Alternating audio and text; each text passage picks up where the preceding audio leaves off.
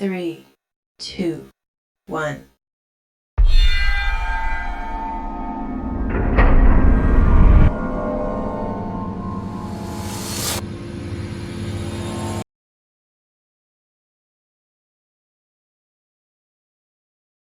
Our new topic in staffing chapter is importance, benefit, need and advantages of staffing.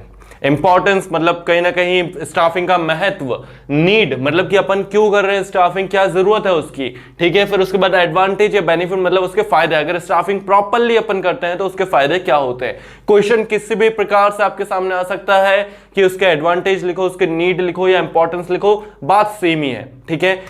Total यहां पर 7 importance है, अपन हर एक को अच्छे से पढ़ेंगे, ध्यान देना। सबसे पहला स्टाफिंग का मतलब अपन ने अभी क्या पढ़ा था, placing the right person at the right job having the right qualification, मतलब सही इंसान को सही जगह, जिसके पास सही क्वालिफिकेशन हो, अपन को वहां पे उसको प्लेस दे देनी है काम करने के लिए। तो इसका क्या फायदा होता है, सबसे पहली चीज fillings the role by obtaining competent personnel, ठीक है, personnel. Staffing function is needed to fill the jobs position. Job position मतलब क्या, जब अपन ने ऑर्गेनाइजिंग फंक्शन परफॉर्म करा था, जब अपन ने स्ट्रक्चर बनाए थे, है ना, top level, middle level, lower level, फिर परचेज डिपार्टमेंट अलग, सेल्स डिपार्टमेंट अलग, तो ये जो डिपार्टमेंटलाइजेशन करा था वहां पे जॉब पोजीशंस क्रिएट हुई थी। मतलब ये मैनेजर की पोस्ट हो गई, ये सुपरवाइजर की पोस्ट हो गई, ये फोरमैन की पोस्ट हो गई। तो ये जो हमने जॉब पोजीशन क्रिएट करी, उसको staffing function is needed to fill the job position. There will be no use of job if it is not filled, ठीक है। ऑब्वियसली अगर तुमने बोला कि ये काम मैनेजर को करना है लेकिन मैनेजर वहां पे है ही नहीं, तो वो जॉब पोजीशन का कोई मतलब ही नहीं है, फिर वहां पे कोई काम कर ही नहीं पाएगा। तो जॉब पोजीशन क्रिएट मतलब ऑर्गेनाइजिंग फंक्शन जो हमने परफॉर्म करा, उसका मतलब क्या गया, ठीक है। It is through staffing function that employees are appointed to fill it, ठीक है। तो ये स्टाफिंग फंक्शन से ही तो पॉसिबल हो पाता है कि हम जो है कॉम्पिटेंट एम्प्लॉय को अपने स्टाफिंग मतलब अपने स्टाफ में इंक्लूड करते हैं, ठीक है।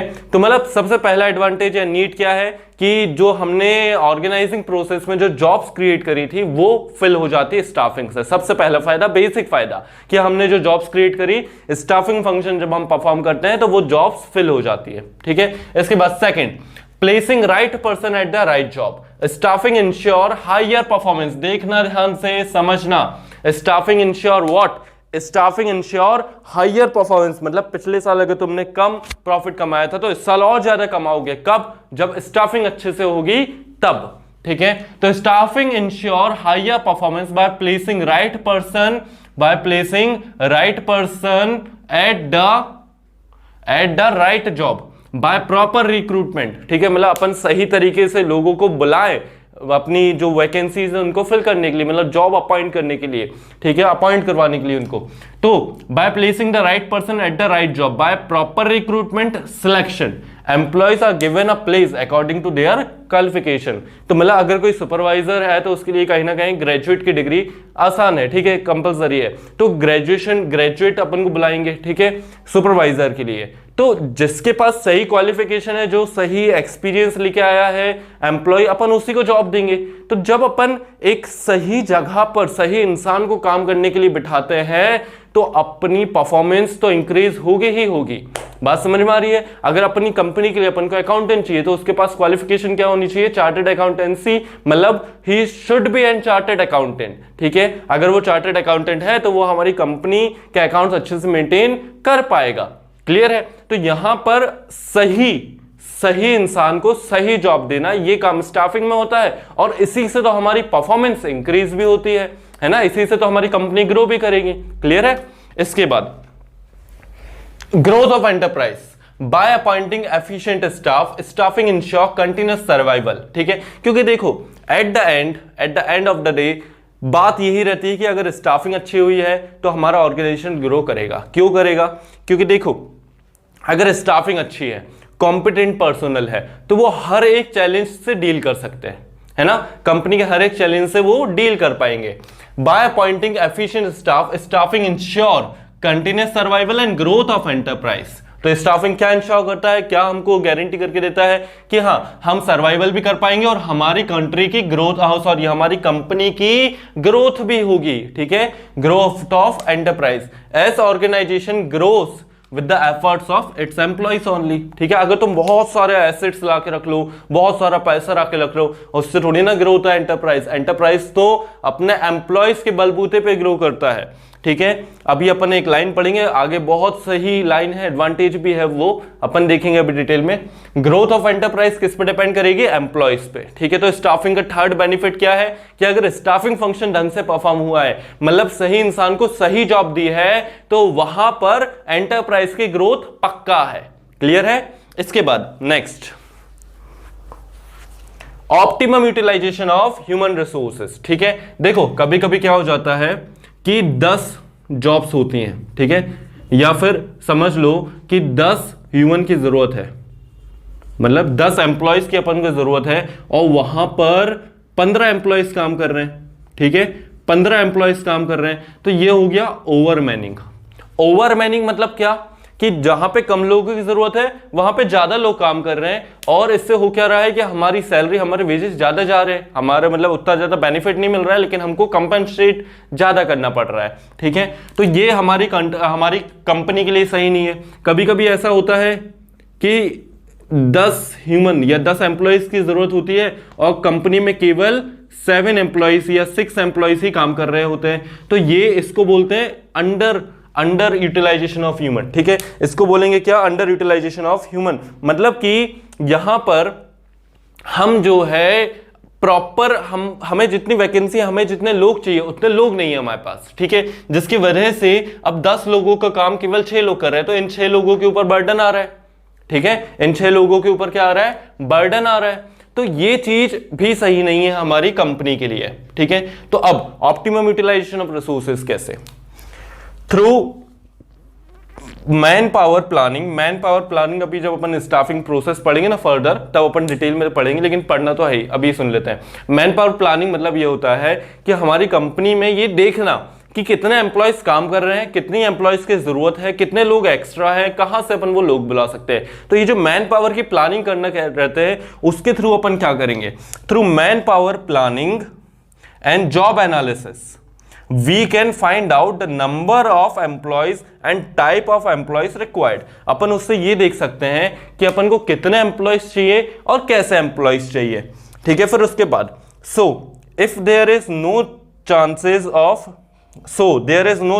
of ओवरमैनिंग, तो अपन को अगर पता है कि हमको 10 एम्प्लॉयज चाहिए, तो हम स्टाफिंग के प्रोसेस के द्वारा 10 एम्प्लॉयज लेके आएंगे, ना उससे ज्यादा लेकर आएंगे ना उससे कम लेके आएंगे। तो यहां पे जो कंडीशन रहेगी वो कैसी रहेगी?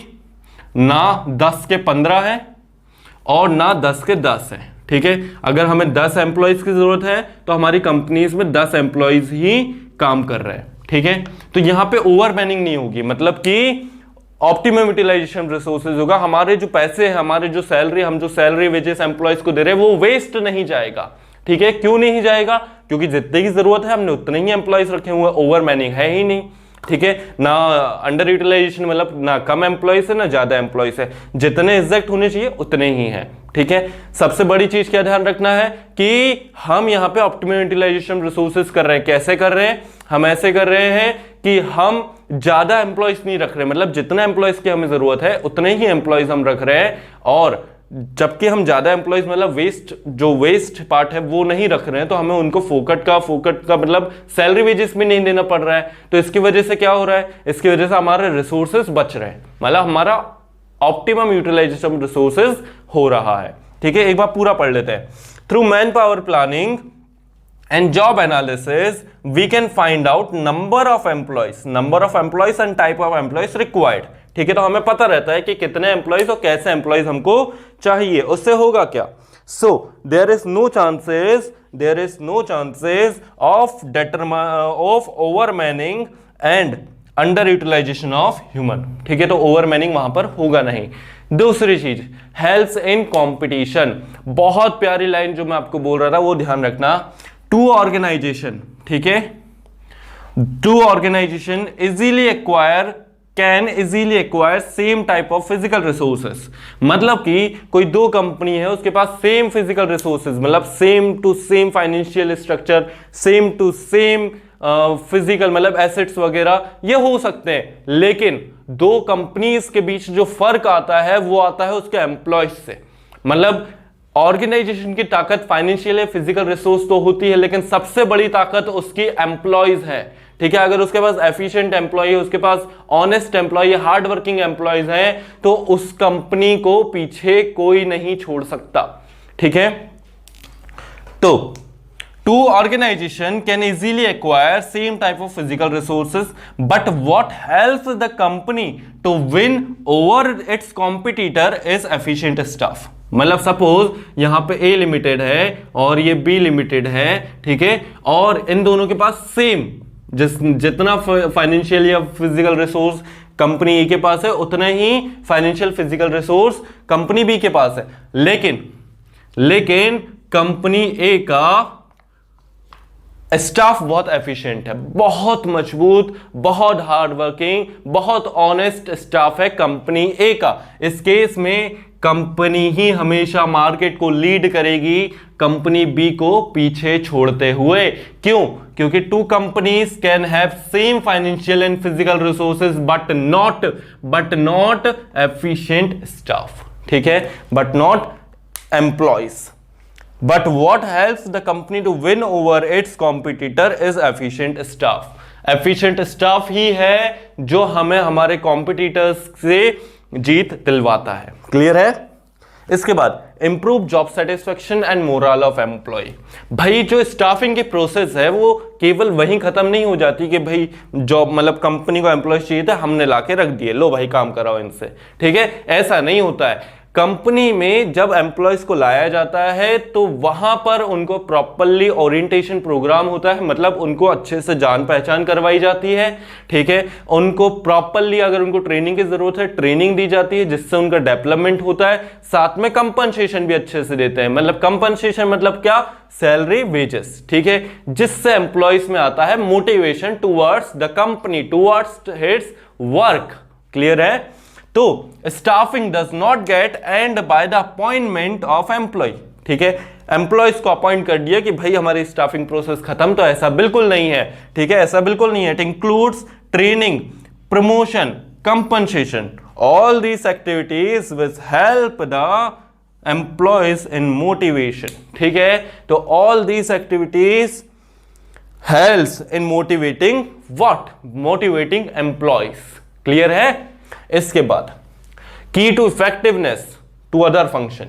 ठीक है, it's a what? It's a key. अगर एफिशिएंट स्टाफ है, अगर स्टाफिंग बहुत अच्छे से हुई है, तो ये दूसरे फंक्शन की इफेक्टिवनेस की चाबी है। मतलब कि अगर स्टाफिंग अच्छे से हुई है, इसका मतलब क्या है कि दूसरे फंक्शन भी अच्छे से होंगे। क्लियर है? अगर स्टाफिंग अच्छे से हुई है मतलब दूसरे फंक्शन भी अच्छे से होंगे। कैसे? Key to effectiveness to other function, no other function, ठीक है, no other function can be carried out without efficient staffing because all the function are performed by humans being। ठीक है, ये तो हमको पता है कि सारे फंक्शन कौन परफॉर्म करेगा? सारे फंक्शन ह्यूमन बीइंग ही परफॉर्म करेंगे। ऑब्वियस ही, मतलब इंसान ही तो परफॉर्म करेंगे, मशीन थोड़ी ना लाएंगे, रोबोट थोड़ी ना लाएंगे। ठीक है, तो only which comes because of staffing. और जो एम्प्लॉयज कंपनी में काम करने आते हैं वो कहां से आते हैं? वो स्टाफिंग के प्रोसेस से आते हैं। तो सीधा सा मतलब ये है कि अगर स्टाफिंग अच्छे से हुई है, अगर अच्छे एम्प्लॉयज कंपनी में आए हैं, मतलब आगे चल के planning, organising, staffing, directing, controlling, सारे फंक्शन बहुत अच्छे से होंगे। लेकिन अगर स्टाफिंग गलत हो गई है, स्टाफिंग गलत हो गई है, गंदे एम्प्लॉयज आ गए, गंदे एम्प्लॉयज मतलब हार्ड वर्किंग नहीं है, काम चोरी करते हैं, अगर ऐसे एम्प्लॉयज आ गए हैं, डिसऑनेस्ट हैं, बेईमानी करते हैं, अगर ऐसे एम्प्लॉयज आ गए हैं, तो आगे चल के आगे के फंक्शन में कहीं ना कहीं गड़बड़ी आ सकती है, कंपनी वहां सक्सेस अचीव नहीं कर पाएगी। तो success of an organisation is dependent only on its staff. ठीक है, एंड ये लाइन बहुत ध्यान रखना कि two organisation can have same physical and financial resources, but what makes a difference between the two organisation is the staff. ठीक है, two companies can have same physical resources but not employees. Okay, I hope आपको समझ में आ गया होगा कि क्या फायदे हैं स्टाफिंग की, क्यों जरूरत है स्टाफिंग की और क्या उसका महत्व है। ठीक है, अब जल्दी से अपन मिलते हैं नेक्स्ट पार्ट में। जल्दी से आप इसको नोट डाउन करो, फिर मिलते हैं अपन नेक्स्ट पार्ट में। ओके।